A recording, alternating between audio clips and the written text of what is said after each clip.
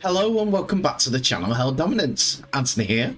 Please remember to like and subscribe, and also click that notification bell if you're enjoying what you're seeing and if you want to see more. Coming up in this episode, Castleford Tigers confirmed 6 releases from the club for the end of 2022, and the results and scorers from the last 2 games of round 24 in the NRL.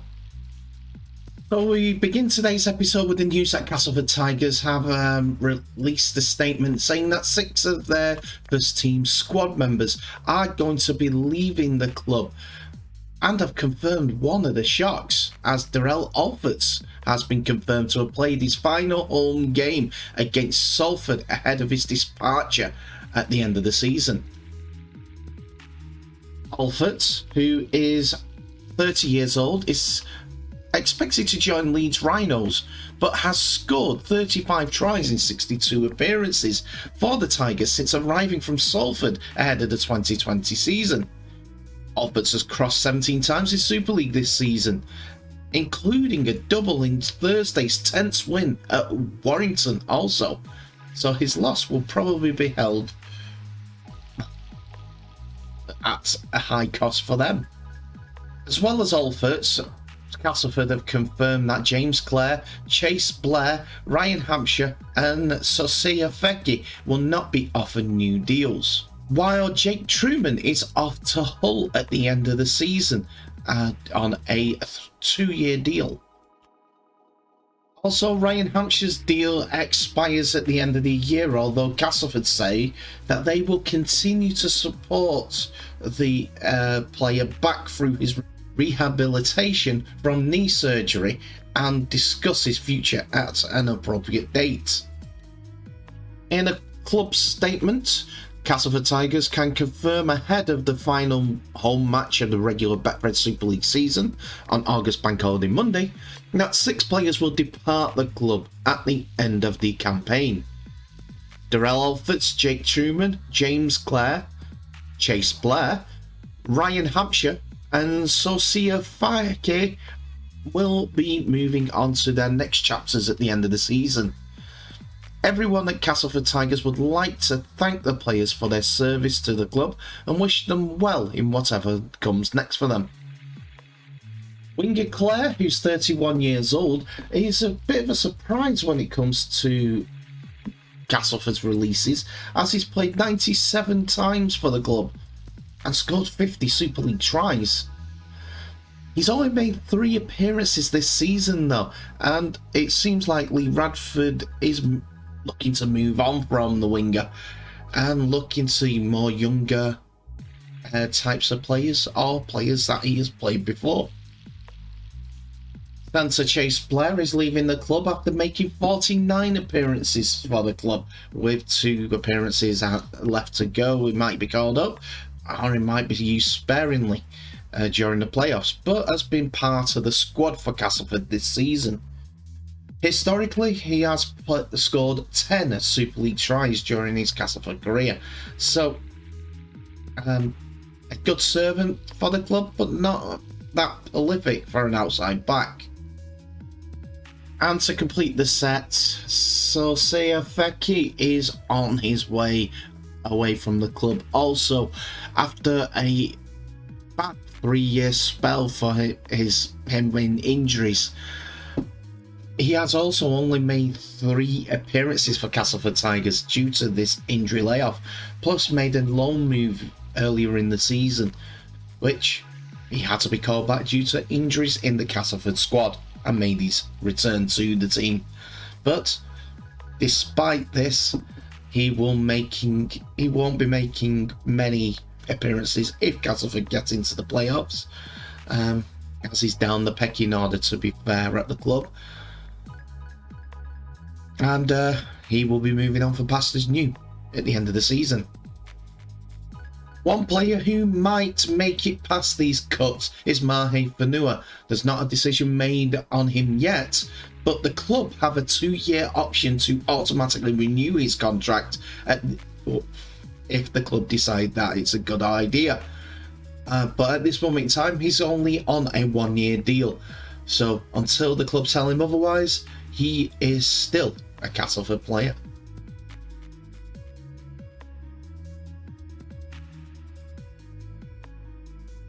So let's get into Sunday's NRL games, as the bottom two sides are in a race to avoid the wooden spoon, and the first team up are the West Tigers versus St George Illawarra.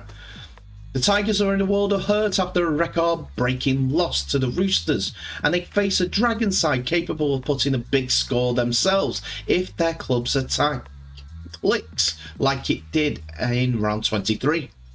After going down to 12 men with 17 minutes to play, when Francis Molo was sent off on Sunday, the Red V exploded with 3 tries to rack up their biggest score of the season. A repeat of their free-flowing rugby league could spell disaster for the Tigers, whose morale is in tatters after conceding 72 points to the Roosters and having skipper James Tarmo sent off for dissent. For all their troubles during the past decade, the Tigers have never claimed the wooden spoon, so that should be motivation enough to dig deep in the final 2 games. So let's talk about who's in whose camp for this game. Well, the West Tigers have Luke Garner out with a head knock, Ken Molimalo with his experience is not with the West Tigers today due to a groin injury. James Tarmo, as we mentioned, is suspended, while Alex Seyfarth has a shoulder injury. Junior Polgar comes in on the wing, while Tom Freebane will start in the second row. Joe Offenhengawa moves from lock to prop, so West Tigers are without quite a few stars. Luke Garner with a head knock, Ken Muimalo with a groin strain, James Tarmo, who's suspended as we mentioned, Alex Seyfarth with a shoulder injury, are all out. Junior Polgar comes into the wing position with Tom Freebane starting in the second row. Joe Offenhengawa moves from lock to prop, while Fa'amanu Brown goes to lock and Jake Simpkins is the new hooker.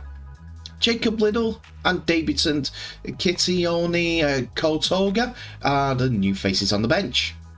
There are a few changes for the visitors also, with Terrell Sloan coming on to the wing for Matt Fagia.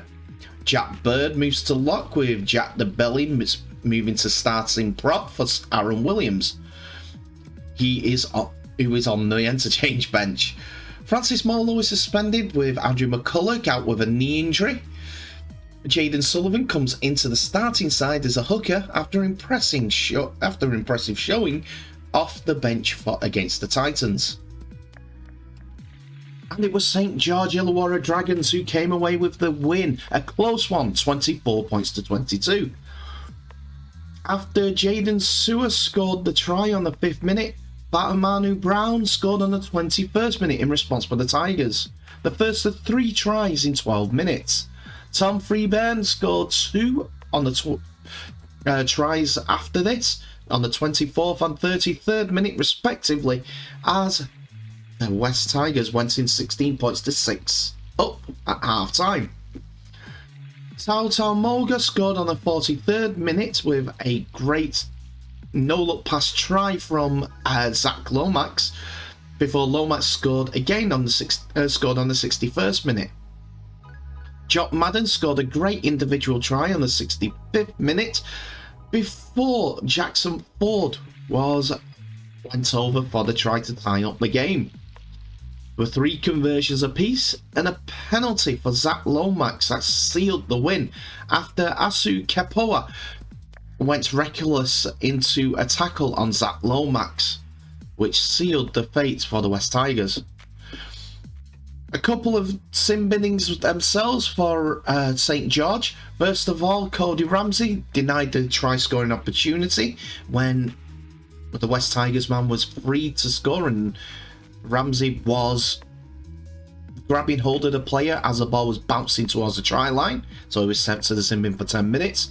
Then Jack Bird was sent sin bin on the 35th minute as he tackled the West fullback in the air, Dane Laurie, and was marched upfield for back chat and then once again penalised for back chat once more. The ref had no choice but to send him to the sin bin, but it ended with the win for the St George Illawarra Dragons, 24 points to 22. So let's get into a little bit of a story involves St George Illawarra Dragons and their captain Ben Hunt, as the Dragons have rejected a request from their captain to have his contract tied to the future of coach Anthony Griffin, as the Dragons are desperately trying to re-sign their best player before the World Cup. Hunt's management briefly inquired about having the Daily M medal contender sign a new deal that would align that with Griffin, but were told the club won't entertain a scenario in their new 2-year extension agreement. It's the surest sign yet that the Dragons, who the Herald reported earlier this week had an influential figure reach out to representatives of the Bulldogs bound coach Cameron Ciraldo, are not convinced about Griffin's rugby league acumen. Also at stake with these talks is the future of their best player, who has made no secret of his desire to continue playing under Griffin, who helped nurture him in the Broncos system as a promising junior and made him Dragons captain after Cameron McInnes left to join Cronulla. Hunt has played the best football of his career in the past 2 years, which has coincided with Griffin's time at Wollongong, and the 32-year-old is tipped to battle it out with Nico Hines, Dylan Edwards and Cameron Munster for the Daily M medal at the end of the year's awards.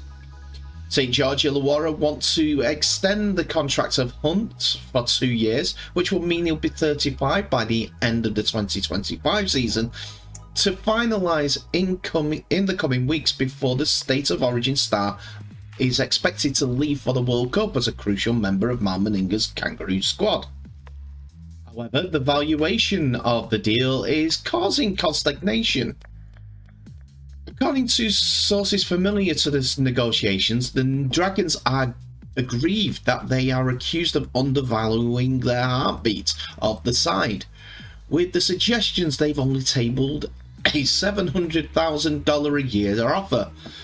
Sources claim the actual figure is significantly higher. Hunt's preference is to stay, and he's happy with the length of what is a back-end deal, and the parties are understood to be about $200,000 apart on the overall package. Regardless, the terms will tip Hunt out of the $1 million club he's currently a member of, alongside a select few, including Nathan Cleary and Daly Cherry Evans. However, it is still representing a significant investment from the club for a player who will be in his mid-30s, I'll bet one who is on track to play all but one game for his club this year, despite a grueling Origin campaign. In the meantime, NRL clubs still don't know what the salary cap is for next year, beyond through to the end of the next broadcast rights schedule, meaning a host of contracts are likely to be include ratchet clauses, allowing their salaries to increase commensurate to the value of the total player payment pool. While the collective bargaining agreement negotiations are still in their infancy, the stakeholders privately expect the salary cap to rise to about $11 million next year, $6.5 million a year for the £6.5 million for next year in Great British pounds. Hunt is not the only player who wants a quick resolution to his contract status with the Red V, as veteran hooker and 300 gamer Andrew McCulloch as recently as last Sunday, before the Dragons' wild win over the Titans, said he was intent on seeing out a final year of his deal in 2023.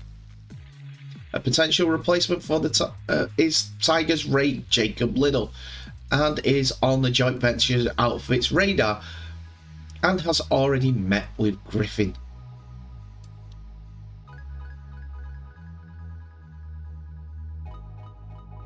Now let's get on to the final game of the weekend for the NRL as we see the Gold Coast Titans face the Newcastle Knights. The Titans are fighting to avoid the wooden spoon and the Knights are fighting to restore credibility when they clash at Cbus Super Stadium on Sunday. The final game of round 25 had no bearing on the top 8, but will still have plenty at stake for the two sides who started the year with promise but dropped off dramatically. The Titans were 2 for 2 after 4 rounds after wins over the Warriors and the Tigers, and half losses to the Raiders and the Eels, while the Knights flew out of the box with wins over the Roosters and the Tigers before losing 6 on the trot.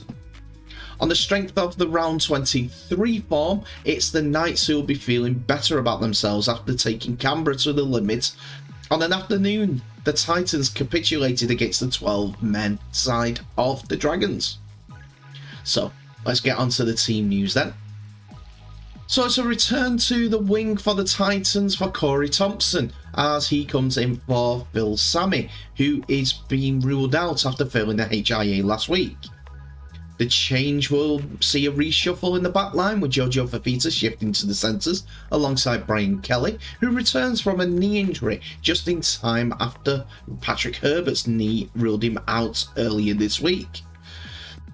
And for the Knights, in a late switch, Daniel Sayafiti was ruled out last week with COVID protocols, will return to the bench with brother Jacob to start alongside David Clemmer.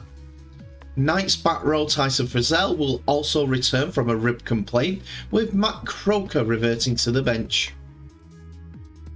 And it's a good day for the Titans as they beat Newcastle Knights 36 points to 12, despite going down to 12 men on the 51st minute due to Brian Kelly sending off for a tip tackle on Dominic Young. Edric Lee got the first try of the game after Gold Coast kicked out on the full straight from kickoff. So a penalty and a kick from Anthony Milford to the corner saw Edric Lee rise the highest to score the opening try of the game. But then came the Titans after Greg Marju went in on the 6th minute. David Fafita bounced it and bustled and bumped his way across the try line in the motion of being tackled on the 11th minute. Daniel Sayafiti came off the bench and scored on the 25th minute before Bo Firma, who's been in good form in try scoring recently, scored on the 29th minute. And a great off the cuff kick to the corner found Greg Marju once again to go over on the 32nd minute. Tane Boyd scored before half-time for the Titans to give them a 24 points to 10 half-time lead. After half-time, a diving Dominic Young in the right corner scored on the 43rd minute before AJ Brimson got one of his double. This is where the Brian Kelly sending off came to a 4. But after AJ Brimson went over again on the 57th minute, Dane Gagai got a double to close out the scoring on the 64th and 72nd minute in a 7 tries to 5 victory for the Titans. Tane Boyd kicked 4 from 7, while Tex Hoy kicked 3 from 5. So that's the end of round 24, and here is the ladder from the penultimate week of regular season fixtures. First of all, we have the Panthers going on once again after their 46 points to 12 victory, sees them 6 points clear of Cronulla Sharks, whose victory 16 points to 0 sees over the Bulldogs, sees them cement second place. It is North Queensland Cowboys who come next after they drop down a place. This after their defeat against the Rabbitohs 20 points to 10. Melbourne Storm was shocked by the Roosters 18 points to 14, but was it really a shock as the Roosters are in 6th place, 2 points behind the Parramatta Eels, who won 53 points to 6 against the Broncos.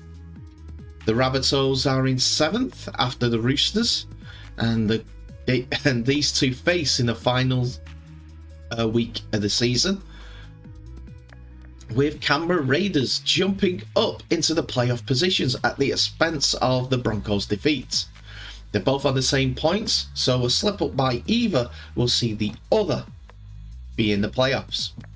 Anyway, St George Illawarra Dragons' victory today sees them up into 10th, with Manly Seagulls cemented and staying in 11th, in a disappointing season for Des Hasler's side. It is the three that come next that are always there, with points differential seeing the Newcastle Knights jump above the New Zealand Warriors. So a win for either will get the bragging rights of at 12 points. And 12th position, should I say, with Canterbury Bulldogs in that place. Gold Coast Titans are now 2 points clear of West Tigers, who need an 75-point swing in their favour to keep off that, well, to stop themselves winning their first ever gold wooden spoon. And that's it for another episode, ladies and gentlemen. Thank you so much for watching. Please remember to like, subscribe and share this video worldwide, as well as clicking that notification bell for any updates on new videos that may be coming your way. I know there was a little bit extra today in regards to the Ben Hunt story, but that has been rumbling on all week, and he had a comment at the end of the game saying he's looking to get things done and he wants to stay at St George Illawarra. Tell me what your thoughts are in the comment section below about all the information in today's episode. Are you surprised with Castleford's releases? We knew that Drake Truman was going in to Hull from previous episode, but the other players, did you see them? Well, Darrell Alford's for one. Did you see him leaving Castleford? I didn't. I think they had an offer on the table, but who knows? Maybe another club has turned his head. Anyway, thank you so much for watching. Please remember to share this video worldwide. And I will end the episode today by saying I wish you all the best. Please stay safe. And I'll see you in the next episode. Later today.